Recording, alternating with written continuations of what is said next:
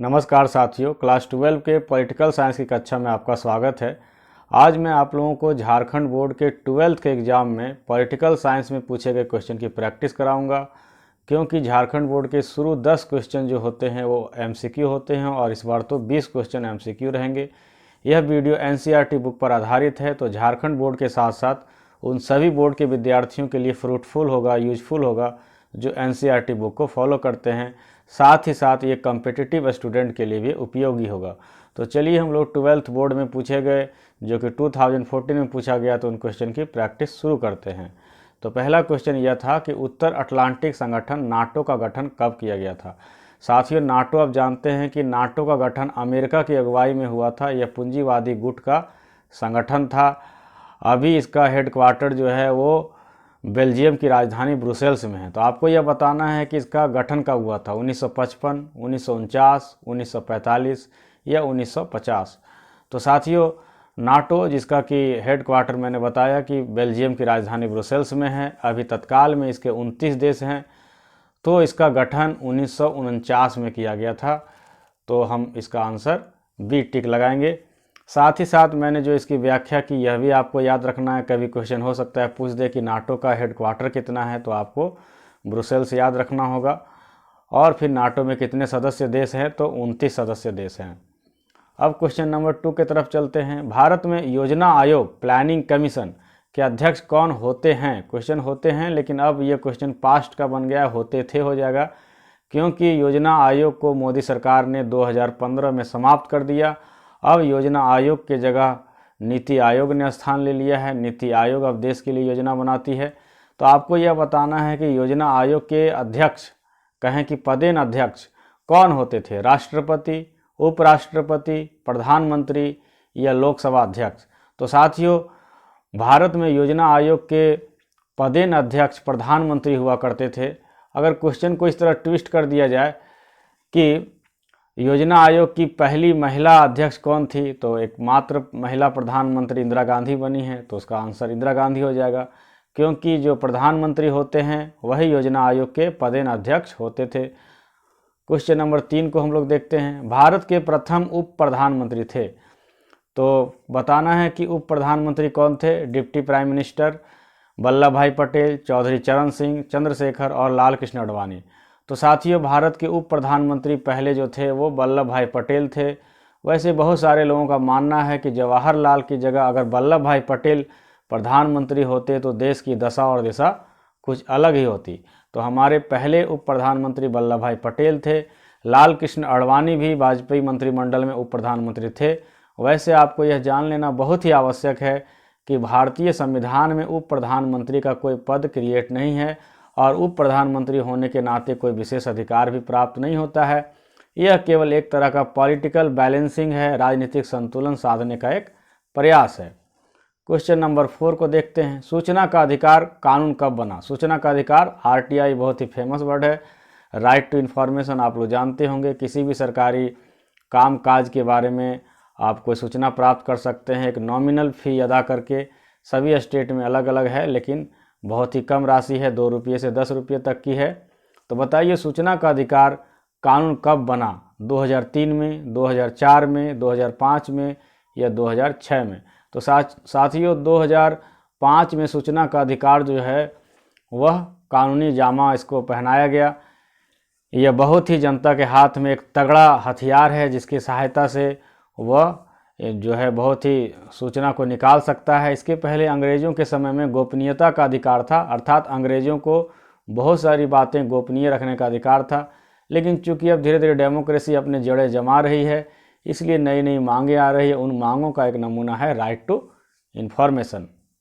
अब चलिए question number 5 को देखते हैं। प्रथम पर्यावरण सम्मेलन कहाँ हुआ।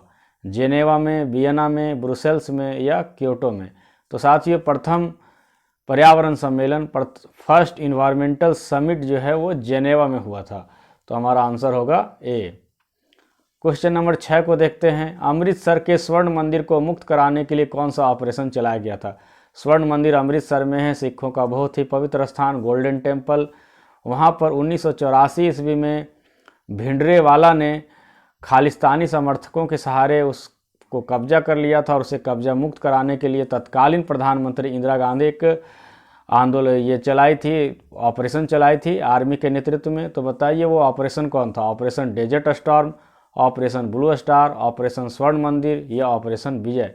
तो साथियों, गोल्डन टेम्पल को मुक्त कराने के लिए जो आंदोलन चलाया गया था वही था ऑपरेशन ब्लू स्टार। ऑपरेशन स्वर्ण मंदिर से आप कंफ्यूज नहीं कीजिएगा। और इसी की कीमत इंदिरा गांधी को अपनी जान देकर के गंवानी पड़ी। इसमें बहुत सारे खालिस्तानी समर्थक मारे गए और सिखों ने इसे अपने पवित्र स्थल पर हमला बताया, जिसके कारण इंदिरा गांधी के अपने ही सिख अंगरक्षकों ने उनके आवास पर गोली मारकर हत्या कर दी।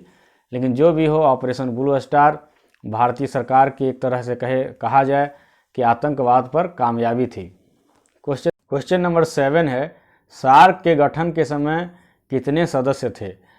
सार्क जो है वो भारत के आसपास के जो देश हैं, दक्षिण एशियाई के देश हैं, उनका संगठन है और ये 1.5 अरब आबादी को रिप्रेजेंट करती है। 1.5 अरब आबादी को रिप्रेजेंट करती है। 100 करोड़ तो केवल भारत में ही उससे अधिक है। तो एक बहुत बड़ा जनसंख्या को रिप्रेजेंट करने वाला दक्षिण एशियाई संगठन है सार्क, जिसका कि हेडक्वार्टर काठमांडू है, नेपाल की राजधानी। तो इसके आरंभिक सदस्य कितने थे जब 1985 में यह बना था? 10 थे, 12 थे, 7 थे या 8 थे? तो साथियों, 1985 में जब इसकी स्थापना हुई थी उस समय आरंभिक सदस्य इसके 7 थे। 2007 में अफगानिस्तान इसमें जुड़ गया और अब इसके सदस्य देशों की संख्या 8 है।